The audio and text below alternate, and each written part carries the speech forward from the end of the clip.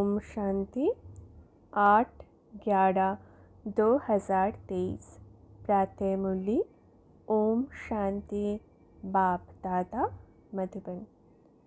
बाबा ने आज कहा है, मीठे बच्चे, देह सहित ये सब कुछ खत्म होने वाला है, इसलिए तुम्हें पुरानी दुनिया के समाचार सुनने की दरकार नहीं।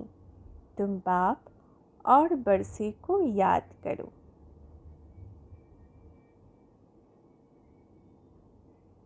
आज का प्रश्न है, श्रीमत के लिए गायन कौन सा है? श्रीमत पर चलने वालों की निशानी सुनाओ। उत्तर में बाबा ने कहा, श्रीमत के लिए गायन है, जो खिलाएंगे, जो पहनाएंगे, जहाँ बिठाएंगे वही करेंगे। श्रीमत पर चलने वाले बच्चे, बाबा बोल रहे हैं, श्रीमत पर चलने वाले बच्चे बाप की हर आज्ञा का पालन करते हैं। दूसरा है, उनसे सदा श्रेष्ठ कर्म होते हैं। तीसरा है, वे कभी श्रीमत में अपने मन मत मिक्स नहीं करते। चौथा है, उनमें राइट और रॉन्ग की समझ होती है। आज धारणा के लिए मुख्य सार पहला है, श्रीमत पर सदा श्रेष्ठ कर्म करने हैं, दूसरों की मत के प्रभाव में नहीं आना है। सपूत बन हर आज्ञा का पालन करना है। जो बात समझ में नहीं आती है उसे वेरीफाई ज़रूर कराना है। तो क्या कह रहे हैं बाबा? हमें सदा श्रेष्ठ कर्म करने हैं। हम बाबा के सपूत बच्चे हैं, आज्ञाकारी बच्चे हैं, तो हमें सदा श्रीमत पर चलना है। अगर हम श्रीमत पर चलते हैं तो हमारा कर्म सतो ही श्रेष्ठ हो जाता है। हर एक कर्म जब हम आत्मिक स्थिति में करते हैं, बाबा की याद में करते हैं, बाबा को बुला के करते हैं, बाबा की श्रीमत अनुसार करते हैं, तो वो कर्म श्रेष्ठ हो जाते हैं।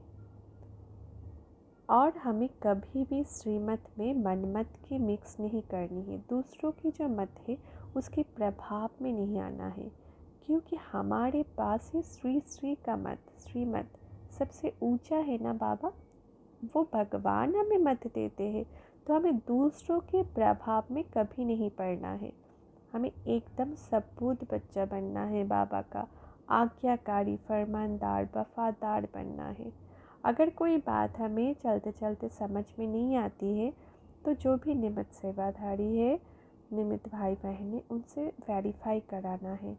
उनसे ज़रूर पूछना है कि जो बात हम समझ रहे हैं वो ठीक है या नहीं। कोई भी कन्फ्यूजन में नहीं पड़ना है। दूसरी धारणा है, सदा इसी नशे व खुशी में रहना है कि हम ये पुराना शरीर छोड़ प्रिंस बनेंगे। नशे में रहे ईश्वरीय सेवा करनी है। तो क्या कह रहे हैं बाबा? सतयुग में जैसे कि हम जब शरीर छोड़ते हैं तब कोई दुख की बात ही नहीं होती है। सतयुग त्रेता में तो दुख मात्रम अवेद्या होते हैं ना हम। तो हम जब शरीर छोड़ते हैं तो छोड़ने के भी दुख नहीं होते हैं। तो उसी प्रकार अभी हम क्या जानते हैं, संगम पढ़ के हम ये शरीर, ये हमारा अंतिम शरीर है। हम पाठ पूरा कर रहे हैं और करके हम सतयुग त्रेता में जाकर प्रिंस प्रिंसेस बनेंगे। तो हमें उसी खुशी में रहना है ना।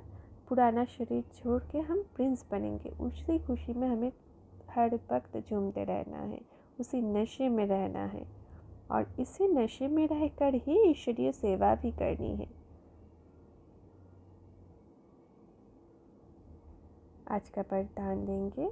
बाबा का हाथ अपनी मस्तक पर अनुभव करेंगे। निंदक को भी अपना मित्र समझ सम्मान देने वाले ब्रह्मा बाप समान मास्टर रचयिता भव।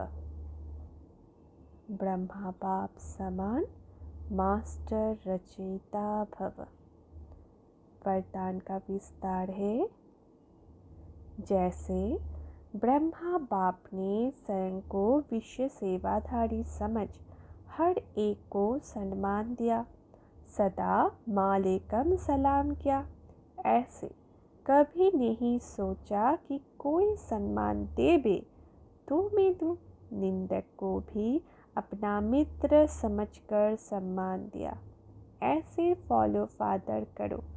सिर्फ सम्मान देने वालों को अपना नहीं समझो, लेकिन गाली देने वालों को भी अपना समझ सम्मान दो, क्योंकि सारी दुनिया ही आपका परिवार है। सर्व आत्माओं के तना आप ब्राह्मण हो, इसलिए स्वयं को मास्टर रचयिता समझ सबको सम्मान दो, तब देवता बनेंगे। तो क्या कह रहे हैं बाबा?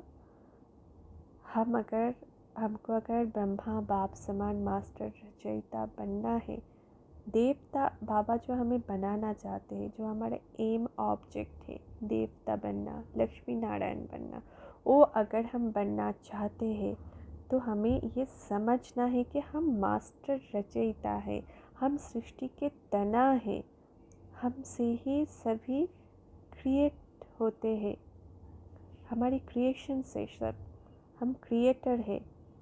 तो हमें क्या करना है? सभी को सम्मान देना है। कोई भी बच्चा अगर बुरा बर्ताव करता है तो क्या माँ बाप की उनके साथ बुरा बर्ताव करता है? नहीं करते हैं ना। लौकिक में भी है अगर, तो ऐसे तो नहीं करते। वैसे ही अगर हम पूर्वज है, अगर हम रचयिता है, सभी हमारी रचना है, कोई अगर हमारा निंदा भी कर रहा होगा वो भी तो हमारा ही रचना है, उनको भी सम्मान देना है। उनको वो हमें कुछ दे तब हम देंगे ये नहीं सोचना है, क्योंकि हम लेपता नहीं है, हम देने वाले नहीं है, हम देवता है। हमें देना है, और सिर्फ एक बार दो बार नहीं, हर बार देना है, देना ही देना है, और देने से ही हम देवता बनेंगे। आज का स्लोगन है, माया को सदा के लिए विदाई देने वाले ही बाप की बधाइयों की पात्र बनते हैं। तो हमें चेक करना है, क्या हम माया को सदा के लिए विदाई दे चुके हैं? तो अगर हम आत्मिक स्थिति में रहते हैं,